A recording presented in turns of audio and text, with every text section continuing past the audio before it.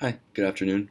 So, just for context, the first family I wanted to talk about was I feel like it's what most people's gonna do is as we live in Miami, would be a Cuban family.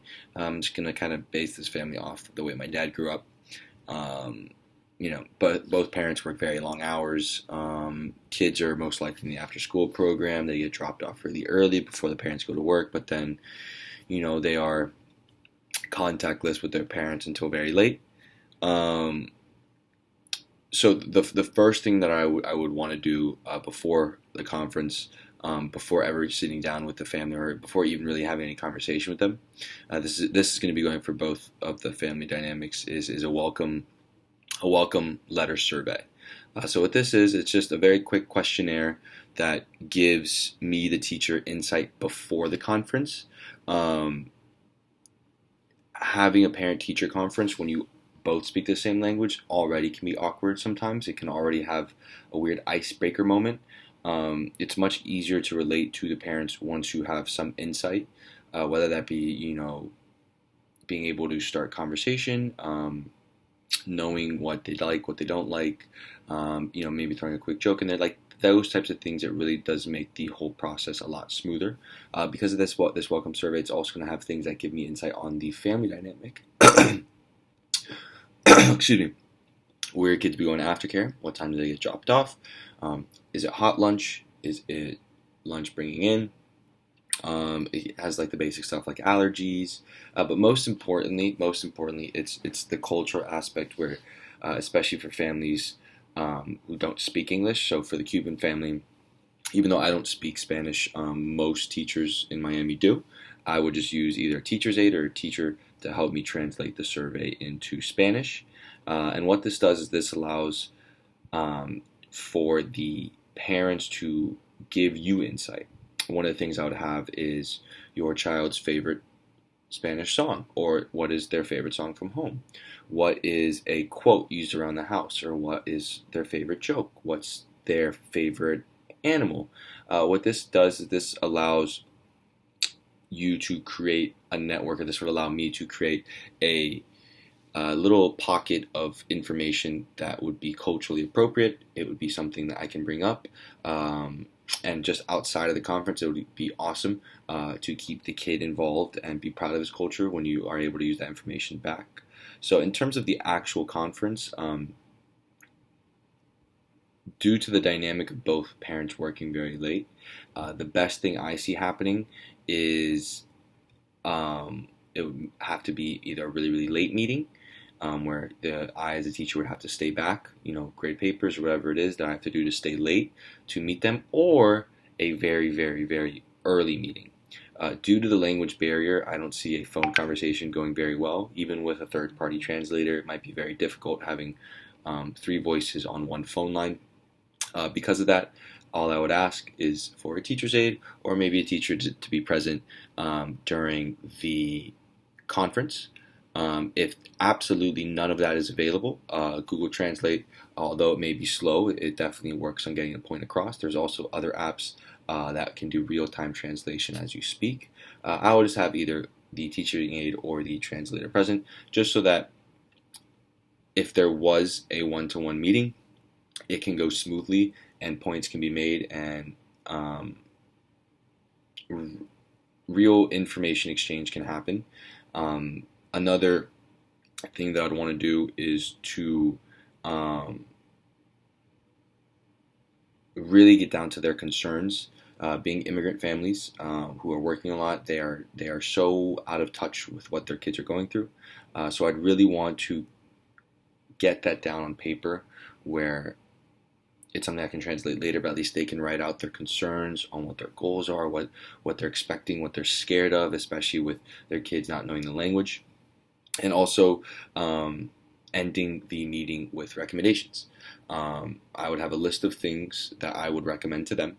One would be to continue to practice Spanish with their uh, child, as it actually helps the connection with the class. Excuse me. If offered, some schools do have it, some don't. Some schools offer free tutoring at aftercare. I would sign them up for that program, or I'd ask them to. I would also recommend getting them into recreational sports, although they work long hours and they do most likely not have a lot of spending money. Many schools do offer after-school programs where they provide sports, and this will allow the child to be free and have fun while also picking up the language through sports, which for many people is extremely helpful. For Family 2, Family 2, I did a French single mother home. I wanted to change this one up just a little bit to add some creativity or just some diversity to it. I put that the mom works long hours, but is highly involved in her child's curriculum and wants to be involved. So I would have the same setup as before. I would send the survey home. The only difference is that I find it may be quite difficult to find a teacher or faculty member who's fluent in French who would be willing to translate. So because of this, we most likely have to rely on email. If not email, it would have to do in person, which you would just use a translator. The only difference, the two big differences that I would do with this family is that this family, I would definitely try to get as much information onto an email before the meeting.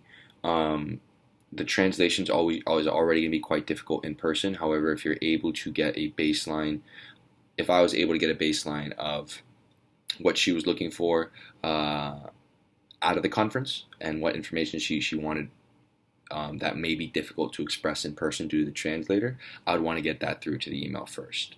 And then in terms of involvement, I would come prepared to the conference with a list of things that she can be involved in, regardless of her language barrier. This would mean field trips.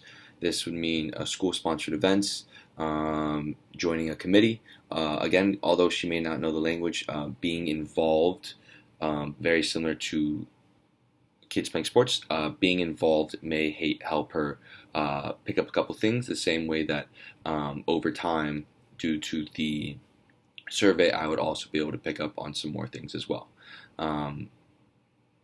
Due to the language barrier, I would want to get as much information down packed, to the sense that maybe having a couple sentences translated already just to make her feel welcome, whether it be welcome to my class, my name is this, I look forward to teaching your kid.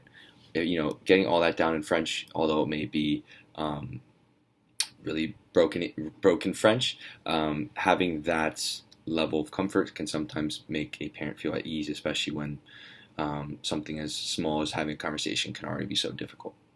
I would end both meetings off with a appointment kind of date where you set it either a month.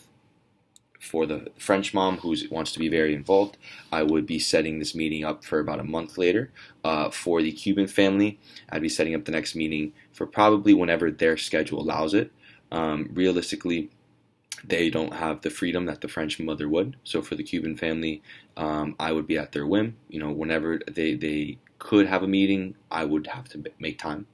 For the French mom, I would say weekly emails, even daily emails, so that she feels comfortable with her child's progression, she stays informed, and there's still that connection due to the easier transition from translator to email instead of translator back to translator, trying to have a one-to-one conversation. This is how I would set up and prepare for both of my conferences. There's definitely more I could do. There's less I could do, but I feel with the survey, with the Google Translator, with a teaching aide or teacher present who can translate for the Cuban family, and then coming prepared with a list of opportunities for the mom to get involved for the French mom, I think would set me up for success. Thank you.